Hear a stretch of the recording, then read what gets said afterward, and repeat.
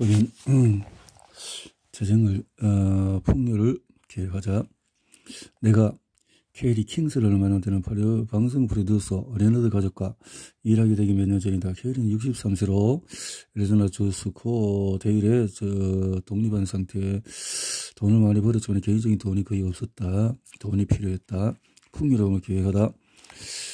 우리가 만났을 때 케리는 이미 부동산 투자를 시작했고 헤드헌팅 회사와 인력 공급업체 2개의 사업체가 있었고 사실상 이러한 투자를 위해서 소규모 법인 3곳을 세웠었다. 그러나 사업 소득과 비용이 매해 개인 소득세 신고로 빠져나가고 있었다. 사업 구조를 제대로 갖추지 못했기에 엄청난 세금 부담을 지고 있었던 것이다. 케리는 세무 전략을 더 자랑해주는 구조 법인을 잡아야 했다.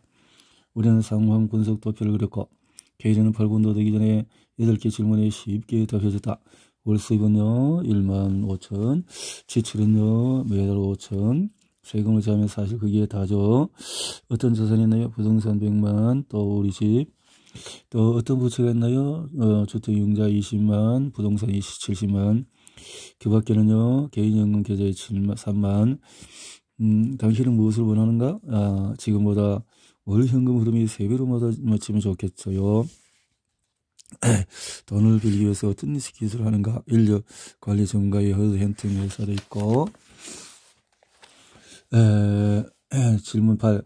부창절 사이클을 만들어서 시행할 뜻이 있는가? 상황분석 리더십. 당연하죠. 역시 케리가 따라가야 할 순서가 떠올랐다. 우리는 케리의 법인 구조를 바꾼 뒤에 현금 창출론이 부창절 사이클에 인력을 충분히 공급하도록 해야 했다.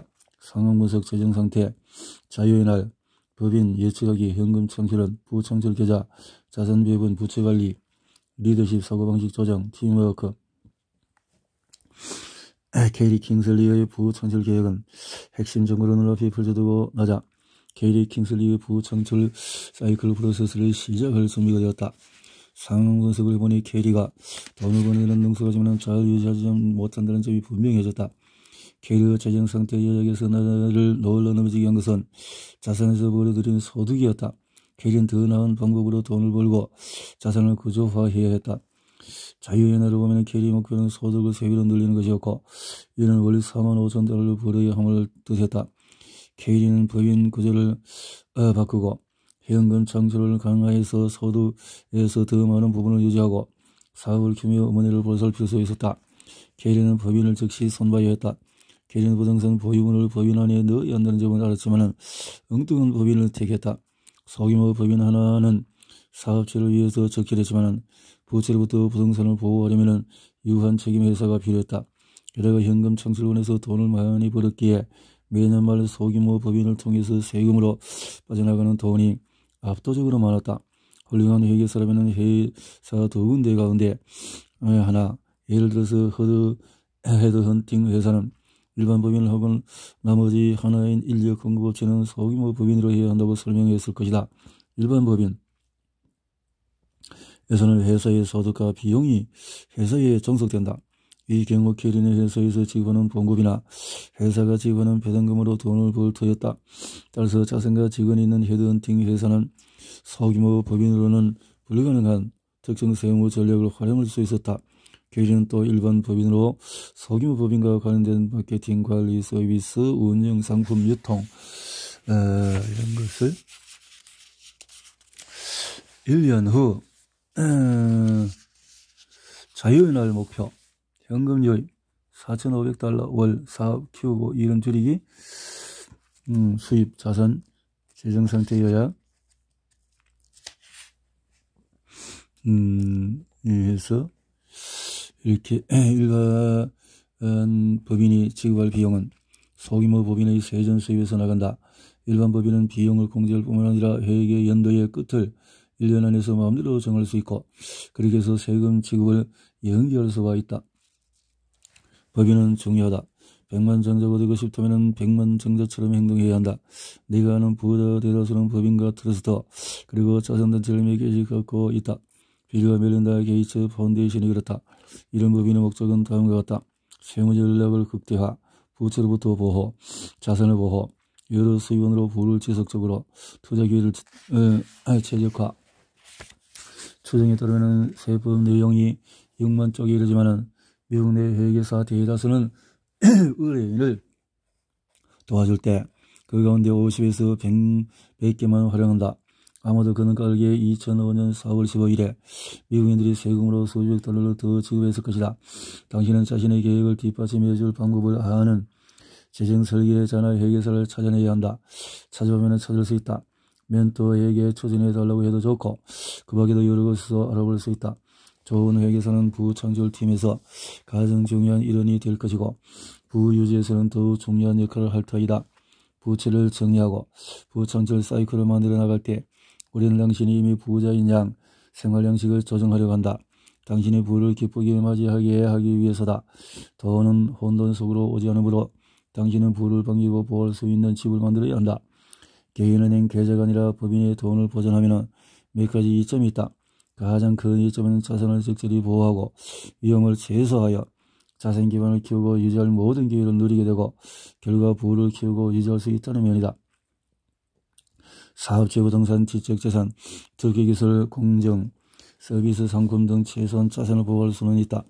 게다가 개인 부채에서 자신을 보호하고 자신의 재산이 드러나지 않게 하고 부와 사적인 소동을 분리시키며 세법에 기록된 권리에 따라서 세무 전략을 극대화할 수 있다. 미국 세법은 크게 두 가지 구조로 구분된다.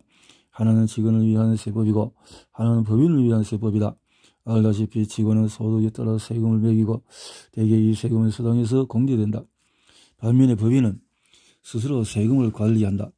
여기에는 적절한 사업 비용을 공제하는 것도 해당된다. 미국에는 개인이 부를 보유하고 보호하는 데 활용할 수 있는 합법적인 단체가 여럿이 있다. 이는 그것을 소유한 납세자가 누구인가에 따라 각기 다른데 사회보장번호와는 무관한 고용주 번호를 할당받는다. 법적 보호, 세금 관련 문제, 개인 책임과 의무는 각기 다르다. 어떤 사람이 투자를 어떻게 구성하고 이 도구를 어떻게 활용하는 따라서 세금과 법률 관련 문제가 크게 달라진다. 다음은 부자들이 공동적으로 활용하는 법인들을 간략히 설명한 내용으로 변호사나 회계사의 조언을 들어서 부창출 사이클을 만들려 할 때 반드시 이를 고려해야 한다. 주마다 법인 관련 규제를 매년 변경하므로 변호사나 회계사에게 지속적으로 조언을 받아 어떻게 변하는지 알아야 한다. 다시 말하지만 시간을 들여서 훌륭한 변호사와 회계사를 찾아라. 이들은 당신의 성공 능력의 중심의 요소가 될 터이다. 다음 예들은 미국에 실제로 있는 이야기고 기타 여러 나라에서도 비슷한 사례를 찾을 수가 있다. 일반 법인, 표준 기업 법인으로서 발생하는 소득에 따라서 세금을 내는 영리 기업의 전형적인 체제다. 일반 법인을 만들면 설립자 자신과 분리된 법인체가 생기고 주주는 법인의 부채나 행동에 대해 개인적으로 책임질 필요가 없다. 일반 법인은 고유한 권한에 따라서 행동하고 스스로 세금을 분류하고 무한히 많은 주주를 얻을 수 있으며 주주 자체가 법인이어도 된다. 일반 법인은 자산을 보유하고 채무를 일으키고 재화나 서비스를 제공할 수 있다. 일반 법인은 약 300가지 공제 가능한 비용에 대해 조건을 따라야 한다. 회계연도는 언제라도 마감할 수 있다는 점에서 융통성이 있다. 시중 8권은 보통 한 해가 끝날 때나 4분기 끝에 회계연도를 마감한다. 운영소득에 따라서 세금을 내고 모든 배당금은 과세 대상으로 분류되는데 이는 실상 일반 법인의 주주들이 이중으로 세금을 부과해야 함을 뜻한다. 정부가 먼저 법인의 소득세를 가져가고 다시 그 시점의 세법에 따라 주주들에게 지급한 배당금에서 세금을 걷어들이기 때문이다.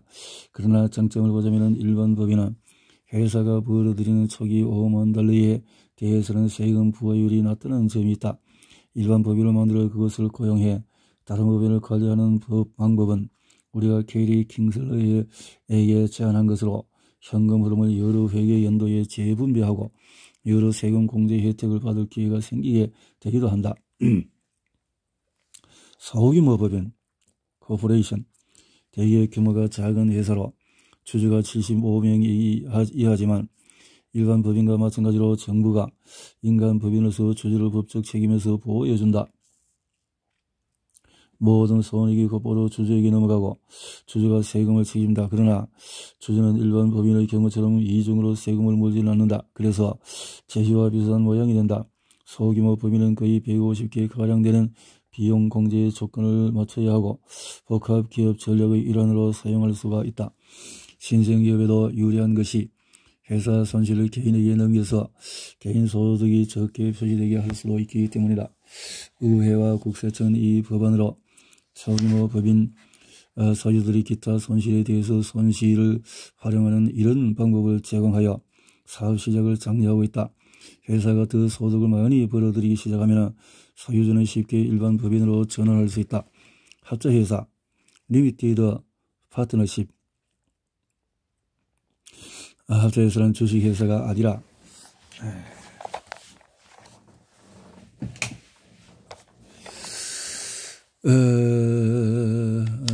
하나이성의 무한책임 파트너와 하나이성의 유한책임 파트너를 둔 사업조직이다. 합자회사는 각 주의 법에 따라 만들어지고 국무장관이 등록하고 인가한다. 합자회사는 한 명 회사와 구분해야 한다.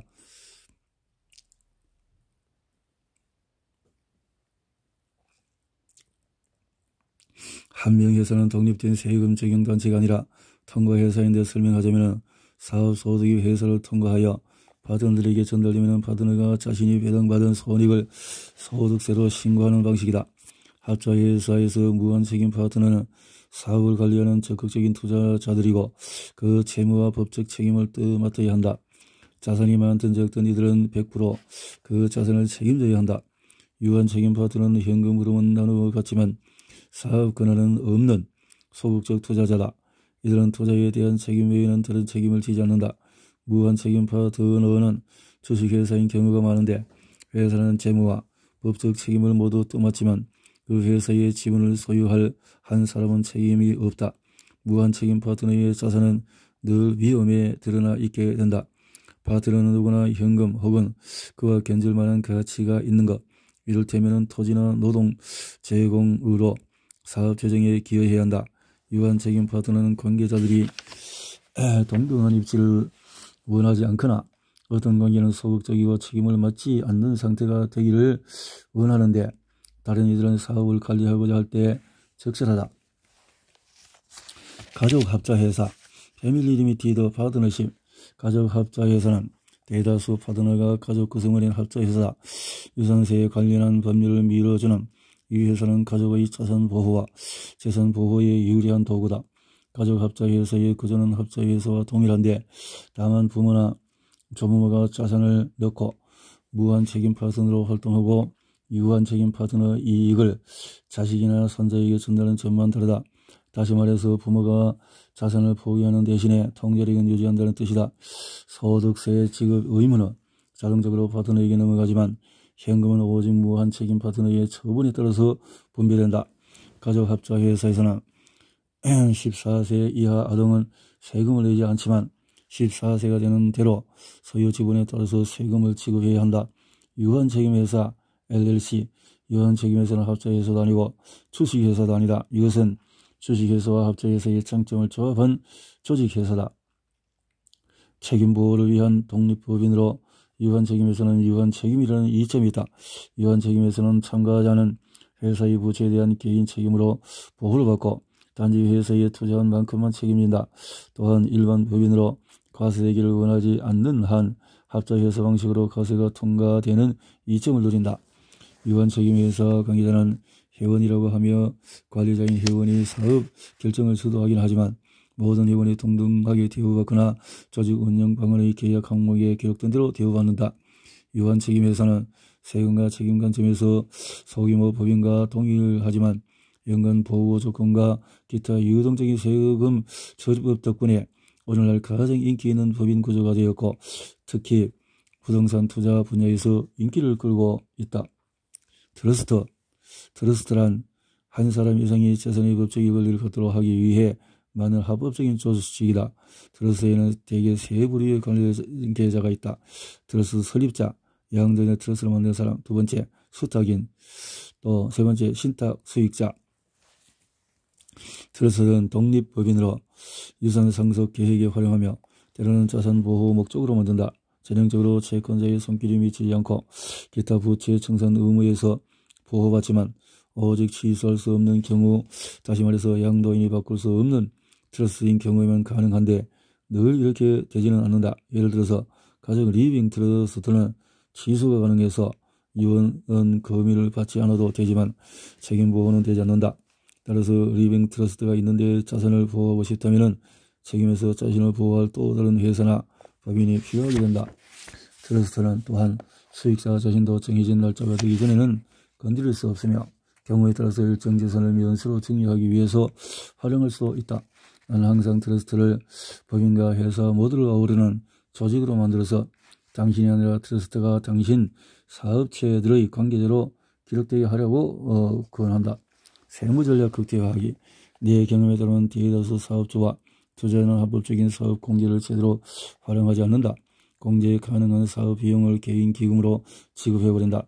이 때문에 상당한 돈을 써버려서 사업이나 기타 부창출 자산에 투자하지 못하게 된다. 합법적인 사업체를 통해 각종 비용에서 공제 가능한 세금을 최소화해야 한다. 자신의 성공이나 전략이 무엇이든지 적절히 문서화 또 재무 상태를 이해하는 일은 부창출을 극대화하는 데 핵심이다. 그러려면 장부를 정확하게 기록해야 한다. 세금에서 특정 항목의 비용을 공제받고 싶다면 그 항목의 정확한 비용, 날짜, 설명, 기입을 해서 공제의 정당성을 부여해야 한다. 바로 이때 체크카드나 신용카드가 계산서를 여러모로 이뤘다. 물론 신용카드 대금을 즉시 지급할 때 이야기다. 내가 자주 가는 어떤 매장 단지 기록을 남기려고 고객에게 3번이나 줄을 서서 가게에 다른 신용카드로 결제하게 만든다. 부창출 계획의 세부 프로세서. 캐리가 돈을 많이 벌지만 자신에게 돌아오는 돈은 적다는 점을 고려할 때 예측하기는 부창출 사이클에서 중요한 기본 요소가 될 터였다. 우리 팀과 나는 캐리에게 소규모 법인 가운데 하나만 남기고 하나는 나중에 활용하도록 대기시켜두고 나머지 하나는 없애라고 권했다.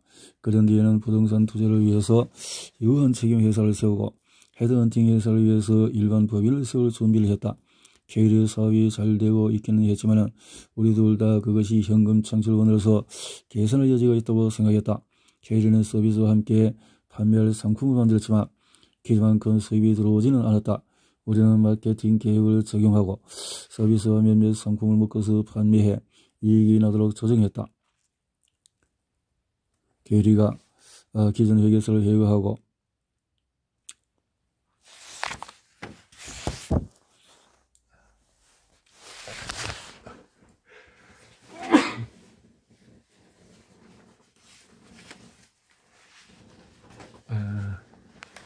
다른 부동산에 묶인 돈에서 최영대로 연금 계좌에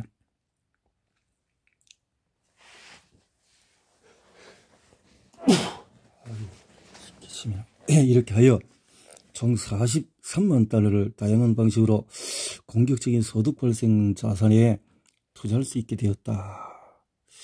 캐리는 이미 부동산에 투자를 많이 했기에 자산을 다소 다각화하기를 원했다. 캐리는 여기서 월 4,000달러 자선소득을 얻게 되었다. 캐리는 스스로 보호자가 되어야 하는 사고방식에 빠져 있었다. 사고방식에 대해서 공인재정 설계사라면 배운 것 이상 생각하지 못하고 스스로는 잠시 잊어버리고 의뢰인의 최적의 투자 도구와 전략을 활용하게 도와주지 못하는 이들도 보았다. 부창출에서 가장 큰 문제는 사람들이 물러서서 전문가의 조언이 필요하다고 느낄 때까지 기다린다는 사실이다. 다시 말해서 걱정이 될 정도로 부가 쌓일 때까지 기다리려고 하는데 사실은 그와 정반대로 해야 한다. 마무리가 좋으려면 시작이 좋아야 한다. 뛰어난 조언과 전문적인 코치가 필요한 시기는 부창출 초기 단계다. 훌륭한 팀은 당신이 배우는 과정에서 실수를 저질러 시간과 돈을 낭비하지 않도록 도와준다. 부창출 계획을 막 시작하는 처지라 해도 가능한 한 최고의 팀, 주도적인 전문가로 구성된 팀을 만들고 이끌어야 한다. 적절한 일에 대해서 지금 걱정하기.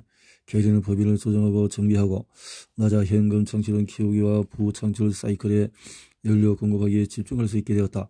훌륭한 조언자를 활용하자 스트레스도 놀랍게 줄어들었다. 자, 이렇게 해서 자유의 날 현금 유입 45,000달러, 수입 현금 유입, 가격 상승 2년간 예상 자산 재정 상태 이렇게 성공을 하는 시스템 속에 들어가